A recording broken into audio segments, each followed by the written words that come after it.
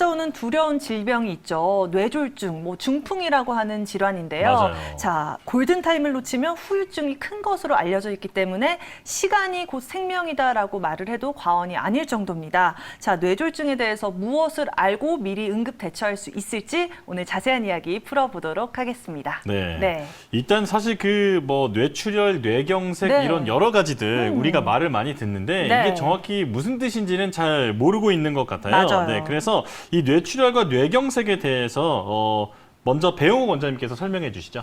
네. 한방에서 중풍이라고 하는 그런 것과 뇌졸중은 거의 같은 의미라고 보시면 되고요. 네. 네, 그 아래에 이제 발생하는 원인에 따라서 뇌출혈과 뇌경색 이렇게 두 가지로 나누어진다고 볼 수 있습니다. 네. 간단하게 이야기하면 뇌출혈 같은 경우는 뇌혈관에서 터지면서 출혈이 발생하면서 생기는 증상을 말씀드리는 거고요.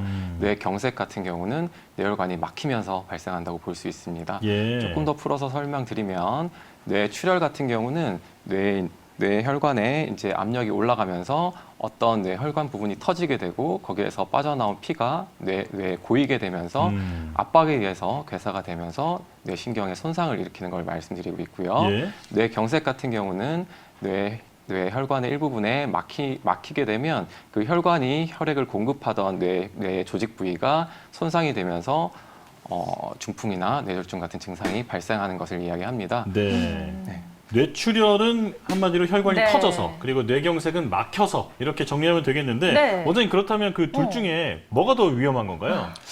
보통 일반적으로 생각하실 때는 네. 뇌출혈이 또 더 좀 위험할 것 같다. 맞아요. 갑자기 네. 생기고 하니까 맞아요. 그렇게 생각을 하시긴 하시지만 실제로는 어떤 부위에 이제 출혈이 생기거나 막히느냐야 그리고 그 부분이 어느 정도의 범위를 가지고 손상이 되느냐에 따라 다르거든요. 네. 그래서 예를 들자면 호흡을 담당하는 중추인 뇌 부분에 막히게 되면 그 생명까지 위협할 수 있기 때문에 그거 같은 경우는 오히려 막혔지만 더 위험하다고 볼 수 있고요. 예. 그리고 출혈이 발생했지만 그 부분이 조직이 피해 흡수를 좀 잘하는 조직이고 그 부위가 적다면 상대적으로 덜 위험하다고 볼 수 있습니다. 예, 네. 꼭 뭐가 더 위험하다 이렇게 말할 수는 없고 부위에 따라서 네, 맞아요. 그 시급성이 달라진다 말씀해 주셨습니다. 궁금했던 게 네. 가족이나 지인이 이제 옆에 있는 사람이 갑자기 중풍이나 어떤 뇌질환으로 쓰러졌을 경우에 네. 응급처치를 어떻게 해야 하느냐 배용욱 원장님이 좀 알려주세요. 네. 아까 오프닝 할 때 말씀하셨듯이 골든타임이라는 게 있거든요. 네. 그래서 보통은 3시간 이야기를 하고 있습니다. 네. 그래서 그 3시간 안에 빠른 처치의 시간에 따라서 그 예후가 훨씬 달라지기 때문에 네. 일단 바로 119에 전화를 하셔서 이제 빨리 이송할 수 있는 조치를 취하시는 게 먼저고요.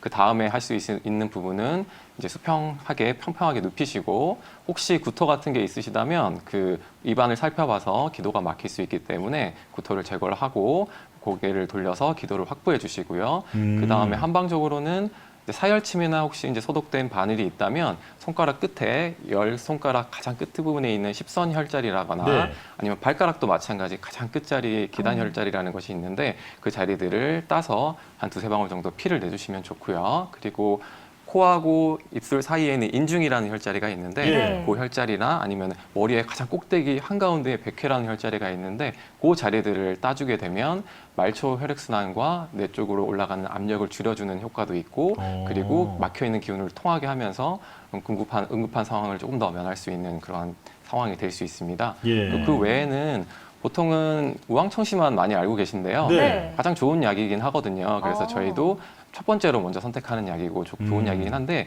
한 가지 주의해야 될 점은 삼키는데 문제가 없는 그런 삼킴에 장애가 없으신 분 그리고 이제 의식이 있으신 분 같은 경우는 드리면 좋지만 만약에 의식이 없고 삼키는데 문제가 있으신 분한테 만약에 잘못 드리게 되면 기도로 넘어가면서 폐렴을 발생시킬 수 있기 때문에 그런 경우는 피해 주시고 그냥 향을 좀 맞게 하는 걸로도 어느 정도 좀 도움은 되기 때문에 그 정도 처치만 해주시는 게 좋습니다. 예. 일단은 네. 응급 이송이 가능하게끔 바로 119에 맞아요. 전화를 하고 네. 그 후에 내가 가능하다면 어떤 부가적인 그런 조치를 좀 취해줘야 한다 이렇게 정리할 수 있겠습니다. 네.